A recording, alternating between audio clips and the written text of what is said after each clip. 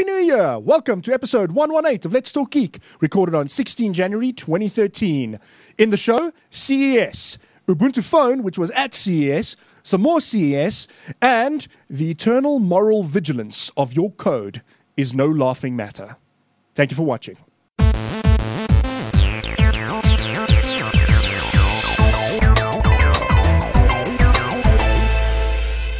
This is episode 118 of Let's Talk Geek, not 118, because apparently that sounds too much like 180. 118, 180, 100. Anyway, in the show with me today, we have the bearded Johan Els, our bearded dragon friend, and the also bearded Gerrit Vermeulen. No, I beat you, thank you. Yeah, you do. You can't. Your beard is more epic than my beard. I agreed with my sister when I can weave this like a hunter, a dwarf hunter in World of Warcraft, then I'll shave it. Fair enough. I'm Jan Vermeulen. Thank you to my co-hosts for joining me. And it looks like we have a random for the show, which was previously put into the notes by Gerrit, I believe. It was. Was it not you? No. The day the earth didn't end. Then it must have been Tim, a present from him, in absentia. So the tentative title of today's show is 2013 and the non-end of the world. That was supposed to happen on the 21st of December, except that archaeologists pretty much conclusively showed that the Mayan calendar didn't actually end on the 21st. It was just a loop. And just again, are we talking about a calendar written by a culture that doesn't exist anymore? Yes. So they were actually right. They didn't make it that far. They didn't end. So it goes. Kudos. Yeah, good job. Good job. Join us on IRC. rc.ltnet.tv. Yes. And moan at us. Moan at us on Twitter at Let's Talk Geek. There we go. And it's been a while. Yeah. And we'll give our Twitter handles and stuff at the end of the show. So stick around for that, or just Google some of us, I guess, and it'll come up. So without further ado, I'm going to go into a segment of the show I like to call Quick Geek, in which we try to get through as many topics as possible, giving only 2 minutes per topic. Maximum. Sometimes we give more. The show, we're going to go 2 minutes maximum. The mixer is going to keep us honest and wave a stick at us or something if we start going over the time limit. And there are points that the mixer awards, but they don't matter, and she may decide not to award them at all. Portal. All right, here we go. Portal's physics engine rebuilt in 25 kilobytes on a graphing calculator. That was you, Gerrit, this time around. It may have been, but it's been so long that I've completely forgotten. As far as I know, or as far as I can remember, it's on a TI 83 or 84 calculators. And they took the portal like in the game. Portal like in the game, where you go between portals and you conserve momentum between portals. They took that engine and rebuilt it into like... Okay, but it looks like a 2D platformer if I'm looking at the screenshots. Okay. So it's the engine, not the graphics. Okay. Right. Okay. Clever. All right. And they built it into a calculator because that's what we do with really awesome TI calculators. Yeah, but what calculator's got a screen that big? Graphing calculators. Oh, okay. Did they give a manufacturer? TI, Texas Instruments. Yep. Then who used to make some really awesome chips, and then they decided not to make those awesome chips anymore. Yep. It's very sad. Then from GitHub, I think we should have a tradition, a GitHub and a Kickstarter per show. Constant vigilance. Constant vigilance indeed. Constant Vigil is a very safe programming language. So the two important things that you have with Vigil is two statements, implore and swear. Now, it's sort of Python-based, so syntax looks very similar to Python. Implore says what you're going to get. So a method expects some or other thing that you're going to get. So say a parameter n equals, or n is greater than or equal to 0. Implore says this is what I expect. If you don't give it that, you are bad and must be punished. Swear says that the statement, the method will return something, and if it doesn't return that, it is bad and must be punished. What's the punishment? Punishment is that Vigil deletes your code, because that is the only way to the whole code, or just that segment? It deletes the method. So either the caller or the callee, the place that is responsible for the bug in the code gets deleted, because that's the only way to ensure that bug no longer exists. And what about functions that call buggy functions? Functions that call buggy functions will be deleted, and then you'll have some more buggy functions, so you just run the program again, and eventually your program will clean itself of all bugs. Blank screen. Well, maybe. Or an actual working program. And then one of the FAQs, isn't a language that deletes code crazy? No. Wanting to keep code that demonstratively has bugs according to its own specifications is crazy. What good could it possibly serve? It is corrupted and must be cleansed from your code base. Vigil will do this for you automatically. This is an excellent language, and we must use it more. And it's Python-based. Yes. So syntax looks kind of similar to Python. Cool. Sounds good. Then, a bit of sad news, actually, is that there's a film on Indiegogo called Software Wars, which is struggling to meet its target. It wants $150,000, and when we checked this afternoon, they had raised $9,000. So, yeah, Indiegogo is the less popular brother of Kickstarter, I guess. Run by completely different people, has completely different principles than Kickstarter. And what the movie is about... Sorry for clearing my throat right into the microphone. What the movie is about is the open source movement. What the movie is hopefully going to be about. Well, apparently they say the Kickstarter money is to finish it faster. Indiegogo money. So, the Indiegogo. The crowdfunding is to finish it faster. But it will get finished. The problem is that lots of these movies take really long to get finished because... Are they on a they don't have flexible funding. Indiegogo They're plan? on flexible funding, which is... So they'll take any money that they do get, they get to keep it. Yeah, exactly. Okay, cool. One of the benefits of Indiegogo. That's one thing Indiegogo does that Kickstarter doesn't do. It's sometimes cause for concern. But in this particular case, the guys say, we'll take anything we can get, plow it into the movie, and that'll help us finish it faster. So that's why it's a flexible funding goal. Very ambitious funding goal, though. $150,000. So they're talking not just about the open source movement, but of what Cory Doctorow is always on about the fact that our general computing devices is snooping on us. The war on general purpose computing. And the freedoms that we're slowly losing in software. So yeah, it looks interesting. So it's quite a bit of stuff. So far, the people they've interviewed includes the trailer credits, at least. They've got Linus Torvalds, William Stein, John O'Bacon, that's the community manager of Ubuntu. We're going to talk about him a bit later. Bradley Kuhn, Evan Henshaw-Rabel, Corin Sandler from GNOME, Greg Crower-Hartman, Guy Martin, Laura Thompson, Dave Lang, Arthur Richards. You can check this all out on the Indiegogo page, indiegogo.com/software wars. Not Stallman. No, they in fact have that in the FAQ. So let's talk about that, actually, even though I'm going to go completely over my 2 minutes. Why is Richard Stallman not in the movie?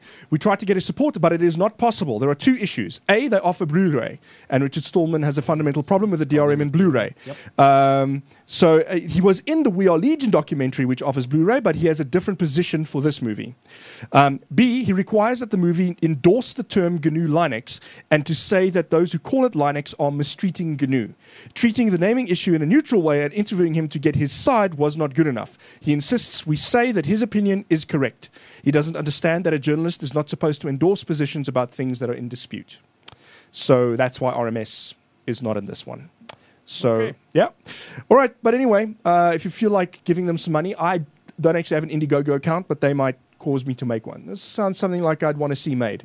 I think I do actually have it. You want to see it finished? Finished. The movie is aimed at a more layman audience, is the other thing. They say the problem is that the average person doesn't understand what's going on in the free software movement, the open software movement, and what's going on in the war on general purpose computing. The average man will not be able 2 to minutes up. understand. Okay. Which brings us to a crowdfunding project that looks like it might actually reach its goal. VGHS Season 2 Kickstarter is live. Gerrit, I think you put this in the show notes as well. I did. Okay, what's that about? VGHS, or Video Game High School. It's a web series on YouTube and also on their own site, Rocket Jump. Right, Rocket Jump. It's made by Freddie Wong, among other people. And it is sort of a teen... I want to go with teen high school kind of drama web series, once again, about a video game high school. So you go to a high school, or these people go to a high school where they play video games. And they like professionally, I guess, is the idea. Essentially. They get trained to play video games really well. Trained to play it better. And you have to be a certain caliber of video game player to actually go to the high school. Yeah. So this is a little young adult fiction-y. That's what I was looking for. Yeah, but Freddie Wong is quite famous for his action shorts on YouTube. Haven't seen them, go check them out. And so in his series, you do get that. So just because it's this supposedly teen drama, it's quite over the top, and then they intersperse it with little action shorts because these kids are then placed in the games they play. And, so there's this dramatization of what happens in the game, even though in real life they're behind a keyboard and mouse. And the show also does that. It puts them behind a keyboard and mouse in reality, but then has this imaginary version of the game unfold with them as the in-game characters shooting each other and blowing stuff up. And, yeah, all in all, good fun. Walking away from awesome So explosions. I quickly looked for Freddie Wong. It's Freddie W's channel on Yes. YouTube. If I can just, for the audio readers, listeners, just quickly tell him what the channel's called. It's SWDIA-4BF1NG. So that's youtube.com/channel/SWDIA-4BF1NG. Obviously, there's a joke in that somewhere. Yeah. Well done. All right, then. So, yes, Season 2 is up on Kickstarter. They're looking for a rather funny amount, $636,010. I'm sure there's a story in that. It's going to be interesting to find out what what that's all Or about. they're just not going to tell us. Or they're just not going to tell us. 100% accounting of all the money they spent on season 1. Okay, so the mixer, who is not mic'd up, is telling us that Freddie Wong did a cent-for-cent accounting on what they spent on Season 1. And so that is what they're asking to produce Season 2. Well done.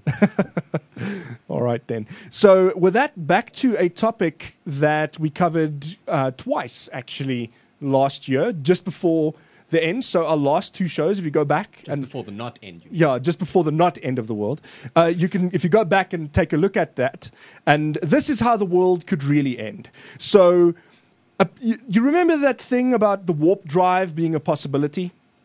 Yeah. It's in the realm of possibility, but they still haven't worked out the kinks, the reality kinks yet. Yeah, right. It's still a bit of an improbability drive. Yeah. So this warp drive. So firstly, Extreme Tech has an article up that says that hyperspace travel. So this is not. I don't think that's quite a warp drive, but hyperspace travel would look very different than it does in movies. So typically in movies, you'd have like the stars becoming streaks next to the spaceship and flying through, and everything is very awesome. Apparently, in reality, it'll be more like nothing, and with a white sort of ovalish, or maybe like even a white line in front of you, and that eventually fades into nothingness. And that is apparently partly due to the Doppler effect, the line fading away, and the cosmic background radiation that'll cause the line in front of you. So this is now... I prefer that one, thank you. Let's stick with that until proven differently. Yeah.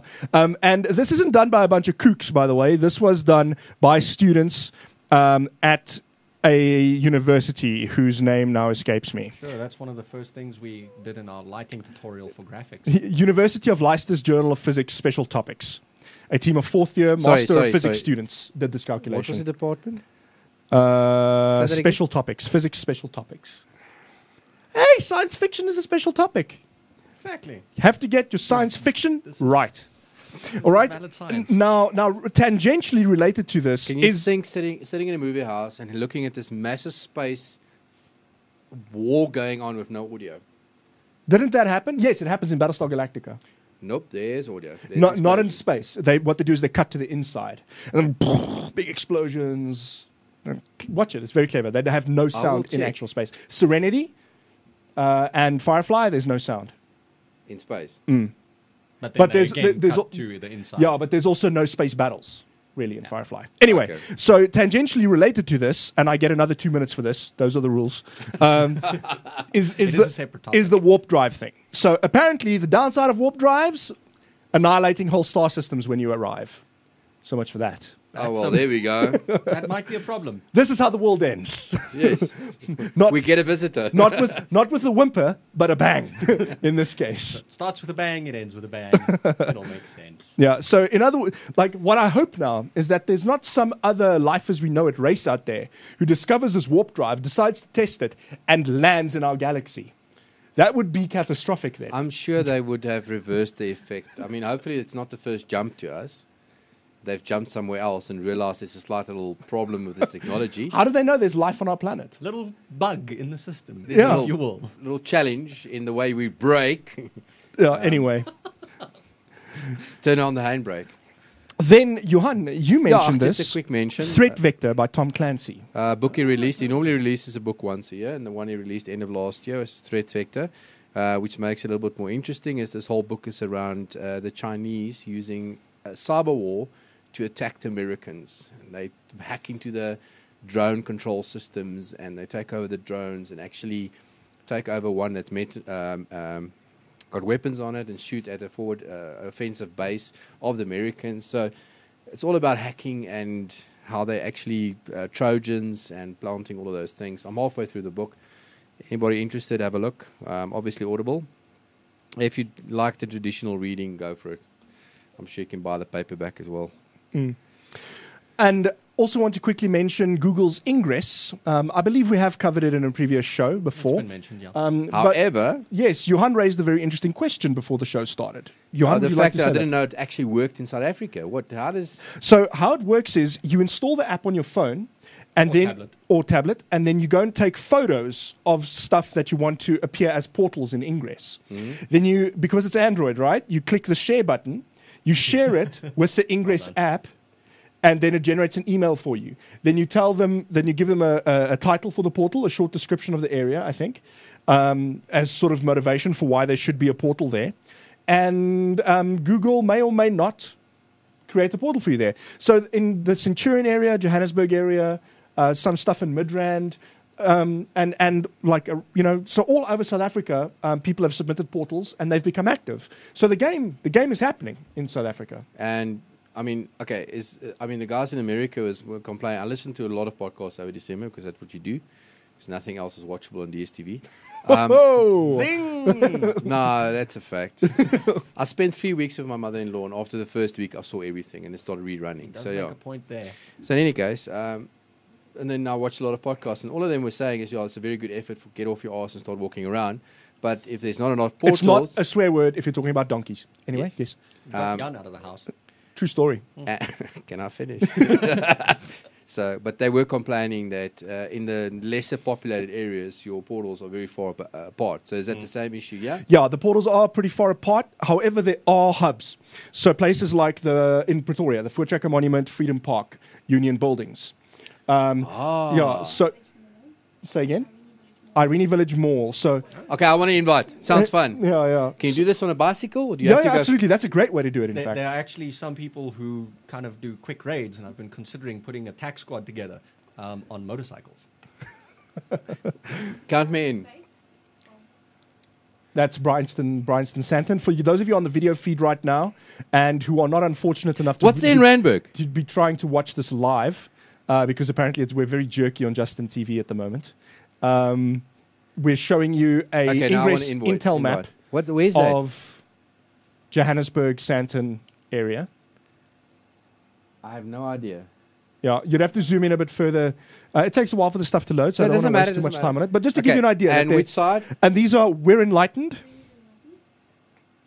Mainly thanks to Tim, because he chose Enlightened first. I, for one, welcome our robot overlords. Shaper overlords. Them too. Yes. So also the Geo game isn't the only game to play in Ingress. There's a whole alternate reality game that's on the go, but we have run out of time for this topic, so I'm not going to get into it. But you can check out nianticproject.com for more on that, I think. Then I want to deal with a question before we move on to the next segment from the IRC. Is CZC asked, did you guys see that the White House rejected a petition to build the Death Star? I did. Yes. And they did so very eloquently. It was brilliantly done. And the response from Barack Obama is just awesome. The way give that, He has a sense of humor. brilliant. Obviously it was, I don't know I'd love to know if it was him directly. No, it's a or was it publicist, his- obviously, but I mean... but still, somebody's got a hell of a good sense of humor. I mean, the bottom line was, so you want us to give all that power to one person that can defeat it.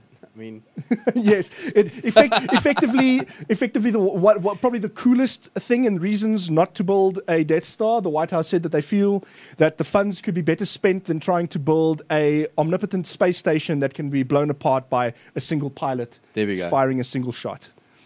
That was about it. That was Zing! I mean, There were also Brilliant. some other repercussions. Today, I saw that they upped the quota. So you needed 25,000 signatures for them to actually have to respond. They've upped that now to 100,000 signatures on your petition. To prevent frivolous petitions Yeah. like this now. oh, this wasn't. So if you want to have another petition for the US to build a Death Star, you now need 100,000 signatures. 2 days, easy. 2 days. Wait for it. This, And then yes, you went to Vegas. I did go to Vegas. To go do watch Celine Dion. Yeah, we can we can bring that up. Was that not why you were there? No, I was in Vegas for CES, so perhaps Oh. perhaps to rattle off a couple of cool stuff I saw. 4K TVs everywhere. Everybody and his dog had 4K TVs. Samsung had a 4K TV that's 110 inches big. It's you it's see wider that than our wall back over there? wall. Yeah, no. Yeah, well, it I is saw the actually I, wider s- than I the saw back the wall. picture of Aki standing in front of that, and actually, when you see him standing in front of that screen showing you, then you realize the massive size of this monitor. It's just- Yep. I took that photo.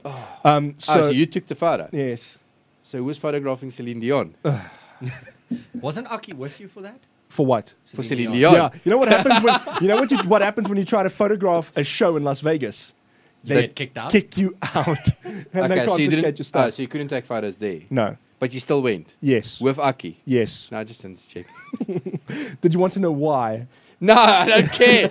All right, you don't care why. We don't want to know what the Oh, You excuse saw is. some other cool stuff. Yeah, other stick than around 4K until TVs and stick Celine around until the Dion. end of the show, and I'll tell you all why I went to Celine Dion. All right, I'm not going to get into it now because there's geeky stuff to talk about. So, other stuff I saw was Sony's Xperia Z. Plus, they also had a bunch of cool TVs on display. LG. Did they actually launch the Xperia Z there? No, it's not launched. It's announced. It's coming out Because in the they've been first quarter. advertising. Everyone that very Q1? much just shows off their stuff. That's all going to launch in CES Q1. is No, about no, showing sorry. off stuff that's going to I'm come asking later in about the year. Xperia Z. It looks very interesting. I mean, It I'd does. I can't wait for the my It's broadband review. it's a good looking Android smartphone. It looks like a high-end Android smartphone, but it's weather resistant. Yes. That's a good thing. And then the fact So that, I mean, kind of like I didn't a realize it, micro- but that was the one used in Skyfall. So that's Yes. just the last Bond phone. But then they've been advertising the hell out of it in the last couple of weeks. Yeah. I mean, you see it in South Africa. So, Yes, yeah. Okay. Ramping so up. So they're doing a lot of They're only launching in Q2 pre-marketing. in South Africa, according to the Okay. official PR. But that's a cool thing. I mean, they pretty much announced the device at CES. The day after that, the South African guys had a press release out to say, hey, we're bringing it to South Africa in Oh, that's Q2. brilliant. They're on the ball this time The around. one thing that I'm concerned about is that Sony's update history is terrible. And it launches on Yeah, Android but- 4.1, Okay. Tell not me. 4.2. All right. Tell me on that. I mean, when's the last proper Sony phone that we can talk about? Well, no, So maybe they, this is a they reboot had for them. the Arc, they had the Xperia S. Yeah, no, they So were they had a couple competent of, phones, of but they were very just on decent phones. They were old just, versions of Android. The problems with them were I mean, well built. Yeah. They had a few design quirks, like the clear strip that didn't really seem to do anything. Though apparently it was a notification LED and the funny type of buttons. The thing is, they overpriced them for the specs that they were offering. Okay. And they were running on earlier versions of Android than what they should have been. So they're they gonna were have- running on like 2.3 or maybe ICS when they should have been running Jelly Bean. And that's the same kind of thing. They're running 4.1 when really it should be launching on 4.2. 4.2. Okay. Because by the time they launch Q2, It who should be knows, 4.2. 4.3 might be just around the corner. Okay, but sorry, it was just an interesting product, and I wanted to get some more detail because that's something we'll see. Because there's a lot of other products that you saw that we'll never see. It seems yet. this year we're going to be seeing a lot of 5-inch 1080p phones. That seems to be the thing. That and 4K TV seems to be the new thing. But never mind 5 inches. Huawei was there trying to make a my splash with an invitation-only press event, which I then didn't go to. And they're launching a 6. Why did you not get an invitation? Yeah. Or were you at Celine Dion? Oh no, not an invitation. But I mean, a 6.1-inch Oh, smartphone. They're calling it a phone. no, okay. It's just ridiculous. Anyway. This is 7. What else?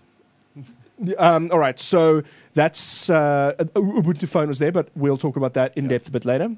Then there was some cool stuff that I haven't had too much time to get into on other platforms. So, for example, Parrot had a Y-shaped fork there that's a monitoring system for pot plants. You stick it into your pot plant, you tell it what type of plant it is, or you can match it by photograph and stuff, and it tells you how often to water the plant. It detects whether the plant hasn't been watered in a while, and tells you, then you link it to your iPad. It only runs on iPad for the moment. Not commercially available yet, also planning on launching later this year. So they're testing the water first, and then they're going to decide if they're going to make it. Yeah, testing the water. Good work. Points for Johan. Yeah. Other stuff I saw was a heart rate and blood oxygen level monitor for iDevices. So you hook it up to your ring finger, you plug it into your iDevice, run the app, and it measures your blood oxygen level and heart rate. That was for older iDevices with the old connector. Yeah, it's got the old connector, but you can always convert the old connector to a new connector. To a new one. And it does work. It does if you work. Convert it like that. Oh, no, I don't know if it actually works when you convert it like that. Remember, all this stuff is prototypes. So, actually, no, this is on sale, so I think it does work. Okay. Yeah, when you convert it. Okay. Then, accessory-wise, there was guys who had reusable cable ties. So they had cable ties coated in rubber. I've got some here. Yes. So in my bag behind me, which I'll have to turn to fetch out because I didn't think about this. So they come from like this length to this length. Just give measurements, man. What, 5 centimeters till what, about 30? Yeah, no. Yeah, not quite 30. Probably So 20. 15 to 20. Okay. So for the guys listening to the audio stream, shame. So that what, works quite well. Well, if you think about it, a zip lock can easily, if you had a little tool that can just press that little, I mean, we've all done Open it with a knife. Yes. You can just push it down. So all they've done is they've made that little edge a It's bit not longer. it's not a wind cable tie. It's like those old aluminium cable ties that you twist, that. twisty ties. Yeah. Oh. So, but these are actually much nicer. So you only twist it like two, maybe 3 times, and it's done, and it's locked, and it's thick, so it doesn't get all twisted and mangled. Okay. So that's what you mean. Yeah. Okay. So it's actually quite an interesting thing, accessory wise. Then Verizon had a hands-free smartphone there, so aimed at guys like firefighters, law enforcement, and eventually military applications. So you've got effectively what they say is like a 10-inch screen in front of you. It's effectively 10 inches because it's so close to your eye, and it's completely voice controlled. How would that differ from more Google like smart goggles? glass. So it's Google Glass. it's a lot like Google glasses. They did say what the difference was. I just don't remember what it is right now. So there are some differences, but yes, the difference is these guys have gone to market. Google Glasses is nowhere to be found. Market, yeah. And And they'll be launching beta units this year. then while we're talking about eyewear, something I didn't get to see, but which has got a lot of hype, is the Oculus Rift. The Verge has named it its best of show, Yes. as has IGN, I think. Okay. And it's basically virtual reality. I couldn't believe my eyes. VR headset, but with I'm like- very, very low latency. I understand, but virtual reality, man, it's so 90s. It didn't take off in the 90s. I don't know if it's going to take off wasn't now. quite there yet. The tech just wasn't good enough. Maybe I'm wrong, and maybe From- virtual reality is the next from people's iPad. reactions to this, from people who put it on for the first time, it sounds amazing. But yeah. I'm also not completely sold, so I have to try it. Yeah, I'd have to give that a spin. And I'm trying to remember what CNET named its best of show. Something about cutting ads. I know what they didn't name. Yeah, Oh, so is that what they couldn't add? maybe we Right, should okay. talk about that, because this is interesting. Embroiled in controversy this year's Best of Show Awards was when I speak like Yoda, I do. Because CNET is owned by CBS, and CBS is embroiled in a legal battle with Dish over a PVR type thing. It's a digital video recorder and set-top box Called the Hopper. called the Hopper with Sling, which effectively, or not effectively, what it does is it records stuff for you, automatically detects where the ads are, and skips them. And CBS has taken them to court saying that it's copyright infringement. Copyright infringement. Copyright infringement to automatically skip the ads. To take the terms they will use is to take time-shifted content and alter it effectively. So instead of playing back the time-shifted content verbatim as it was, as is. you cut out parts of it. I don't know. It's interesting. It's going to be interesting to see what the US courts say about this. Honestly, I actually couldn't give two hoots. I'm more concerned about what the South African courts would say about it, but I don't think we'll ever get that far. Yeah. I hear I hear their argument. Yeah. This is going to be very interesting. I Whether mean- their argument is actually valid, and if it is, problems. Yes. From a consumer perspective, I think it's full of fail. Yes. Sorry absolutely. for the use of memeage there, but it's so bad. And I mean, what is the difference between somebody automatically helping me skip over the ad and me hitting the ad and it being blasting in my ears and I fast forward through it? Anyway, Best of Show award from CNET eventually went to the Razer Edge. They're not the only ones who named the Razer Edge. It is a gaming tablet from Razer that is running Windows 8 that is powerful enough to run games. With what was this? It's got controllers on the side. Controllers on the It's got two controllers on the side, keyboard, obviously. What display card? I mean, they say it's powerful enough to run games. Solitaire runs on anything. So Yeah, this is Razer, so they'll have to build something that can run the latest Call of Duty Black Ops. okay. Yeah. You probably won't be running Crysis on full, but But if it launches and it's smooth, you'll then be able yes. to run Crysis on something. Okay. Yeah. So that would be interesting. Yes. Then, for our next segment, which I like to call Geek Talk Geek, Let's talk geek. or Let's Talk Geek, because it needs a new name. Ubuntu. Which is supposed to be let's call it What Geekery Is This? I like that. I thought that was Which is supposed to be our longer form segment, but that was blown out of the water by us ranting about CNET for a while. and CES. I wanted to talk a little bit about Ubuntu Phone because it was interesting. I know it's talking about mobile and stuff, and people get tired of that. But Mark Shuttleworth is, South African, and No, man, just let's get into the subject because it's interesting. Oh, Okay. We got questions. Come on. all right. So Did you get enough exposure? all right. So what I got on Ubuntu Phone was eyes on only.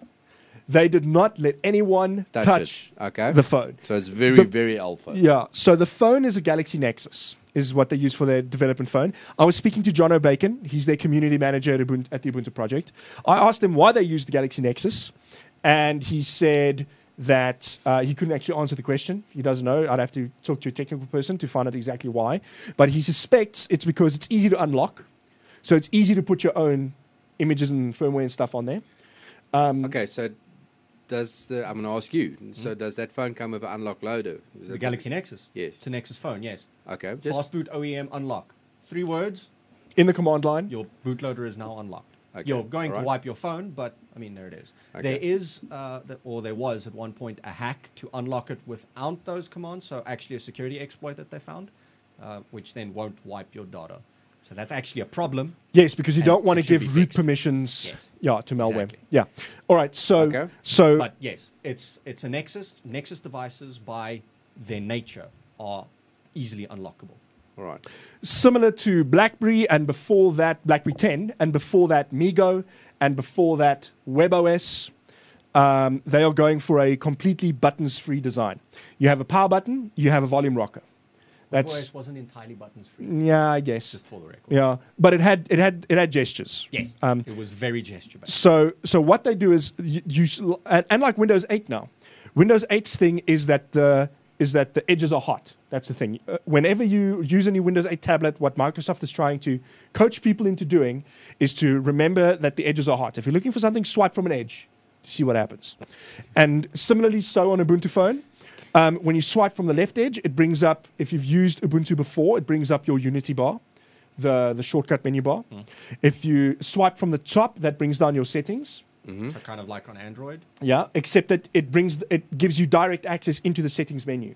So in other words, your status bar at the top will show Wi-Fi, Bluetooth, message. I think it might show messages. I'm not sure. That sort of So stuff. notifications. It shows your notifications. Not notifications. I think it's called the status menu. It's a status menu, but there you can get access to notifications. Okay, and then what you Okay. do is you swipe down, and then you can go over the battery icon, and it gives you your power settings. Yeah. For example. Okay. So Alright. it's very well thought out. Yeah. Then you swipe from the bottom, and that gives you your context menu for an app, basically. And when you swipe from the right, that switches between apps. And if you're on what they call the welcome screen, because they're trying to not call it the lock screen, if you swipe from the left, it brings up the shortcut bar. If you swipe from the right, it brings up the home screen. Okay. All right, Which so is kind of like Unity's Dash. yeah. From Exactly. It looks a lot like the Unity Dash. It's got everything on there, supposedly. It shows your apps. It shows your favorite apps, most recently used apps, shows content. And then they say they're going to link you into stores and stuff, so that it determines is relevant to you. Okay. Possibly So- those are toggleable.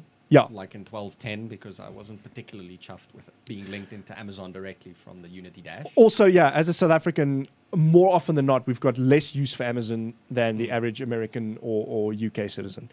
Yeah, so what I did see was that this development build is very laggy still. So before it's even remotely production ready, they are going to have to sort out the lagginess of the operating system. And I hope that's readily doable. I hope it's tweakable and customizable for them to be able to do this. Is this built from the ground up, or is it based on Android?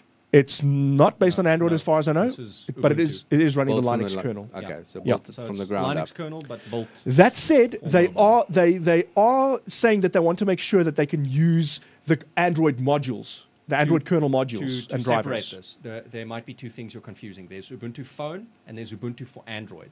These No, are I'm- yes, these are two separate projects. I'm asking because I mean you get the software, or not software, you get the source code from Android. I just wanted to know that they work on that base going up to Ubuntu. No.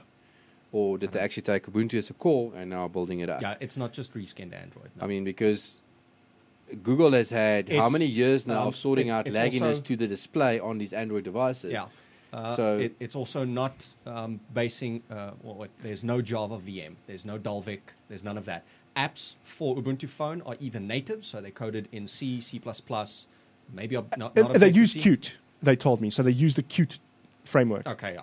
Qt framework, QML, and then you're doing coding in C and C++, Okay. or HTML5. So CSS, HTML5, JavaScript. Okay. Yeah.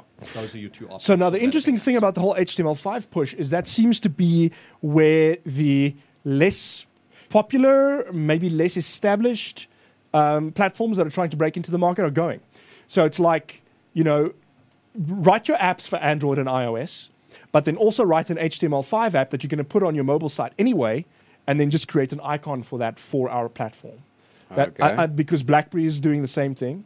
The So thing is with Ubuntu Phone is you can create the icon, but it can also still tie into some of the services available on the phone. So some of the that means feed custom functions. coding. Yes. So So just a little, maybe. yeah, I know, but I mean, I think that's But just that's trying to still encourage going to folks. be Okay. in JavaScript and those things. Now looking back to Ubuntu for Android, Yes. where the big excitement there was the fact you dock this thing and it's now Yeah. desktop. So, So- that's Android on your phone, and then when you dock it, it's Yeah. Ubuntu Ubuntu. on your They, desktop. everybody obviously asked this question of them. Thank you. Are we going to effectively have a unified Ubuntu device? So I've gotten, They and did so answer that in their initial announcement. yeah, they said that is where they're going. Yes. Okay. They said that they're going to have two classes of devices. So you're going to have your low end, which are just going to be Ubuntu phones, and then your high end ones with quad cores and super graphics, and I think at least a gig of RAM, might even be 2 gigs. Those are the ones that will be able to dock, and you'll get Turn a into a full PC. Ubuntu Okay. desktop experience. Did they answer the question? Are they going to open source the source code? Or Yeah, absolutely. It remains free software. Okay, so now the I think it's going to be Synergy slightly mod more open than Android will be. So Synergy mod could Or now Android actually is. now totally change their development and actually go towards a full Linux on a phone.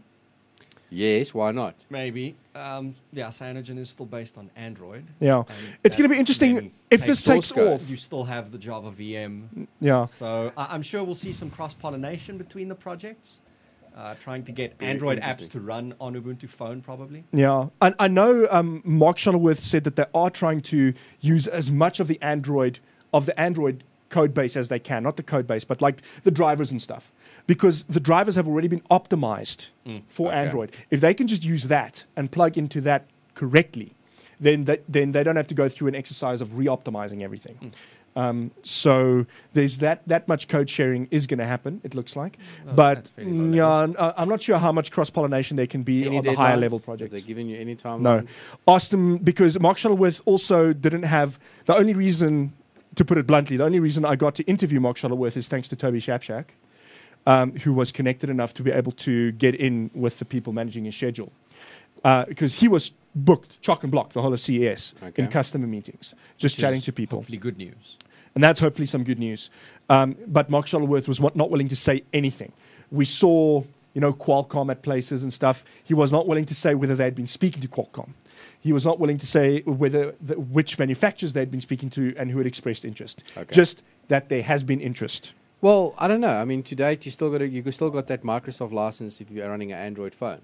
So is this not the way going forward for manufacturers to not actually give you a phone that's... Maybe, but then if it gets big enough, Microsoft and those guys will just come after these guys for patent infringement stuff. So, yeah, we'll see. We'll see how far... Where we get. Yeah, it's how just far we interesting. get. So we could, in the not too distant future, Plus- have 3 players. Plus the recent revelation, Sorry. which isn't that recent, that Android is no longer free software. Google has actually put provisions in the license agreement now that makes it has copying restrictions. So, in other words, there are parts of the thing that you can no longer reproduce. It would seem, from the sounds of it, making it no longer free software. Okay. This Yeah. tied in, I think, with the SDK. Is that right? Something like that. Yeah. Well, once again, it's yeah, provisioning what Jan for means misuse. Is, free as in freedom, Freedom. not free as No, in it's pay. not freedom as in money. Yeah. Free as in freedom to do with what you will. Okay, Yeah. again. So And then there are some Ubuntu provisions is in there. now hopefully going to fill that role again. Okay. Yeah. Android, to be kind of blunt, hasn't always been completely free as in freedom Yes. anyway. But it's been as free as we can really get without it becoming the Wild On, West. yeah, exactly. On something that is embedded hardware and needs some sort of quality control.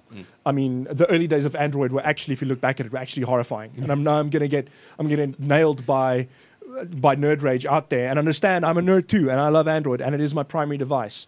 But until Jelly Bean, Android just couldn't hold a candle to the competition. To be completely, I'll disagree if you're honest slightly with if you're honest with yourself, the performance of Android just was not up to scratch with the high-end experiences that you got on iOS.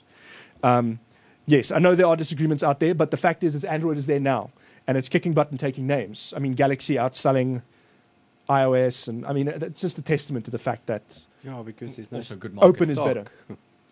Anyway, or more open. Oh, more open is more better. How's that for a soundbite? Put I that don't know, on I think- YouTube and smoke it. I would guess the only guys that really got a sweat now is the iPhone and the Windows. Oh phone. no, BlackBerry and Nokia are sweating. Yeah. Microsoft is sweating. Everybody is I trying to don't get a think chunk of this Android market is and really struggling like to. sweating at this point in time. No. They're going, come join us. Yeah, The only fun. time I It's think fun up they'll here. start sweating is if Samsung completely abandons. If Samsung Android. tanks, well, maybe. Okay. I don't think so. I think Android. Maybe it is. Maybe people. The argument is people go after the handset and the handset manufacturer, and that's why Android's popular as Samsung. And other people argue the opposite. That in fact people would just follow Android to the next big thing, the next I would. popular device, the next device with a big marketing budget behind it. So how big was Samsung at? Oh, dude, massive. You should have seen the stands of LG, Samsung, and Sony at CES. LG, for example, had a wall of panels that displayed 3D content. So it's literally a wall, and you put on 3D glasses, passive 3D, and you see a 3D movie being played back at you on a wall, on a panel wall. Sony and Samsung had a projection ring of video. So they had like an oval stand Yeah. and had just a ring of video around it. Sony used it to great effect during their press briefing as well. It's just crazy how much money they dropped on their stands at CES. Unbelievable. Okay. On to slightly, and it looks like we're going to end on a slightly more down note.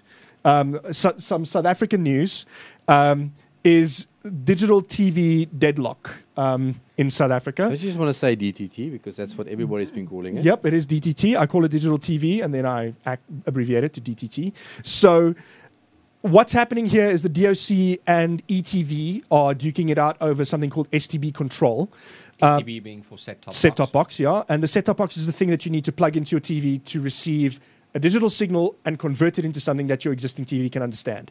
There is no TV in South Africa that will confirmed be able to understand our digital TV signal eventually, that we know of, because the standard is up in the air thanks to this whole thing, because STB control might be something that has to go into embedded sets.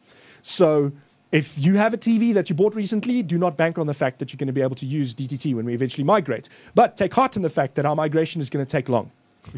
Really, really long. Wait. At this rate. Now, the reason this is a problem, and the real reason I'm bringing this up, is that the migration is needed for spectrum to become available. Specifically, the We've had 800, this one before. the 800 megahertz spectrum, and 26. linked to that is the 2600 megahertz spectrum. Not because it's actually occupied by existing analog TV channels in 2600, but because they want to assign both at the same time to new operators. So they want to give new operators spectrum on the low end and on the high end. For example, they want to give them 800 megahertz and 2600 megahertz so they can cover rural and city. So they can have widespread, deep penetration, and that's what she said, and and smaller cells. So, yeah, and so this deadlock is a bad thing for South Africa because it's holding back LTE. So it's I already just wanted to been bring that held up back. so that people will be more interested in following this news. I think that there isn't nearly enough interest in what's happening in the digital TV migration in South Africa, and people need to be irritated about this. People need to be putting pressure on the DOC to sort this thing out quickly. And there are lots of suggestions out there, and also there are even suggestions out there to release the spectrum without the migration first happening, to release some of the spectrum before the migration is even completed. For the sake of broadband, at least, we should be looking at ways to make this process as quickly as possible. To make this process as quick as possible. So yeah, just wanted to mention that. And when you see news about South Africa's digital TV migration, don't think, oh, but I use satellite, or I don't use, terrestrial TV, or I use TV on demand or whatever. It affects you because it affects your phone. Broadband, wireless broadband in this country could be a lot faster and have better coverage and all those glorious things if we could release the spectrum. So, and it's also not a silver bullet, by the way. Before the spectrum can be released, there's a whole bunch of other stuff that needs to be sorted out. So the faster this happens, the faster we can have all the fights that we need to fight so that we can use the spectrum. Anyway, yes. It's important. Take note. And with that, the mixer has informed me that the show is not ending on a low note. Okay, we still have some awesome stuff. And those are, Mixer, why aren't you mic'd up? Okay, are we talking about the stuff at the bottom of the show notes? Star Wars coffee is today's kicker, Johan. Oh, yes. This is something you put in the show notes last year. Yeah. Yes, it's a coffee machine brought out by what's say again? Nestle? No, Nespresso? Not Nestle, Nescafé. Which is the coffee maker? The Nescafe would be the coffee, but that's made by Nestle. Isn't it? It's not Nestle. Well, Okay. it's a coffee machine, but the funny part of what's printed on the side of it, now you've just moved the show note. Thank you very much. It's Nestle. And what's it going to say on the side there? Can we make predictions? Can we take predictions from the IRC? Is it... You're not totally confused. Is it I find your lack of caffeine disturbing? Yes? No? Maybe? I think the IRC is a little bit behind. Yeah, they will get there eventually. So, okay, closing bets, closed. What it says on the side is the force is strong with this one. There we go. Thank you. Sorry, this was from last year. I do apologize. And there are a couple of models, so you can actually order a couple of them differently. It's just an awesome looking coffee machine, Star Wars themed, making you coffee. And it comes with a custom... There's a 3PO matching model as custom. well. And it on the side says, thank the maker. There we go. Very cute. I want one. I saw a desktop coffee maker today on one of those sites that you should never go on because you'll walk out with much less money than what you started. And my response was, of course, I must have it. I didn't buy it. Not yet.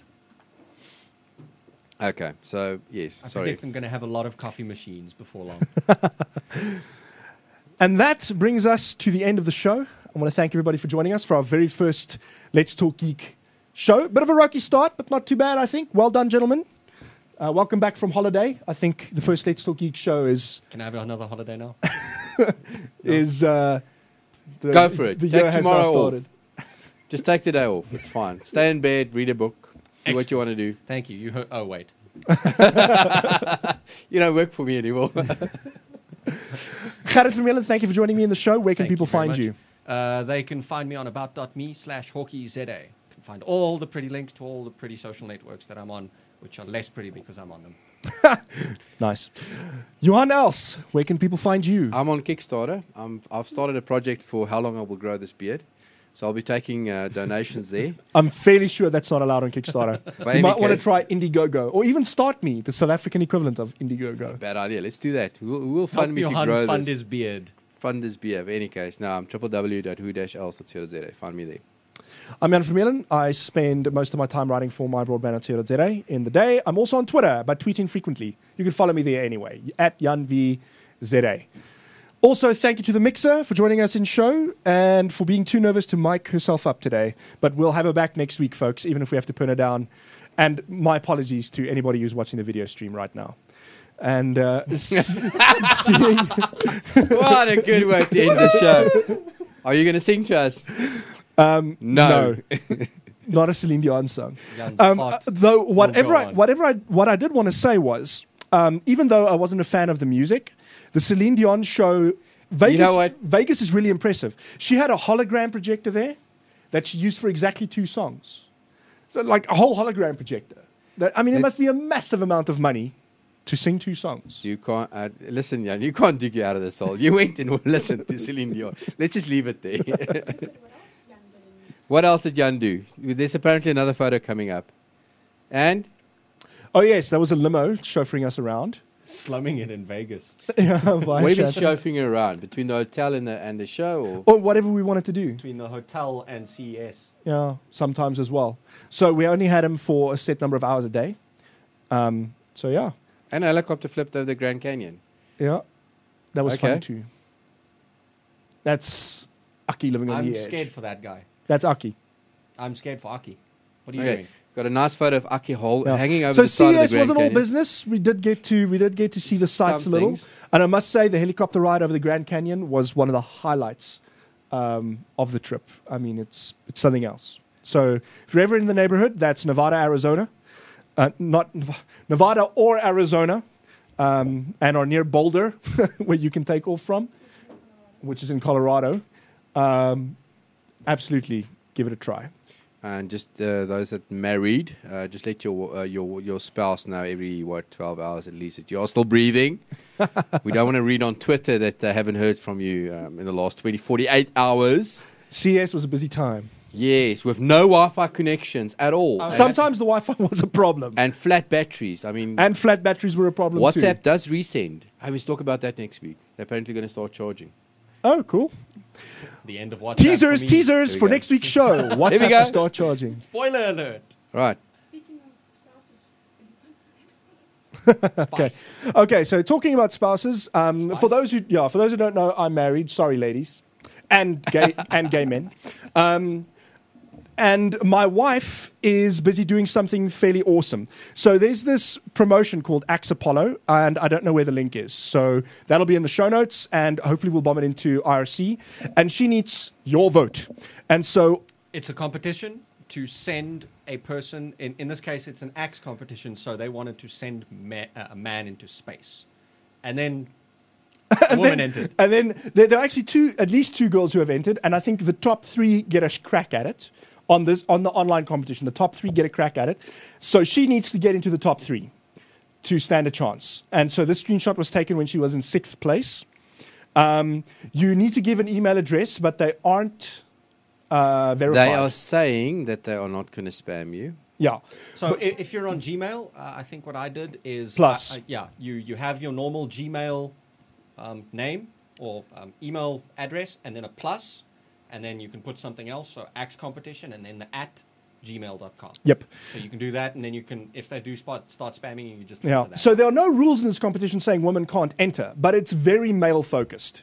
And so I think it's fairly awesome that we've got these girls entering. It's even more awesome that my wife is entering. So some stories on why my wife should be allowed to go to space is that she actually went to NASA Space Camp when she was in school.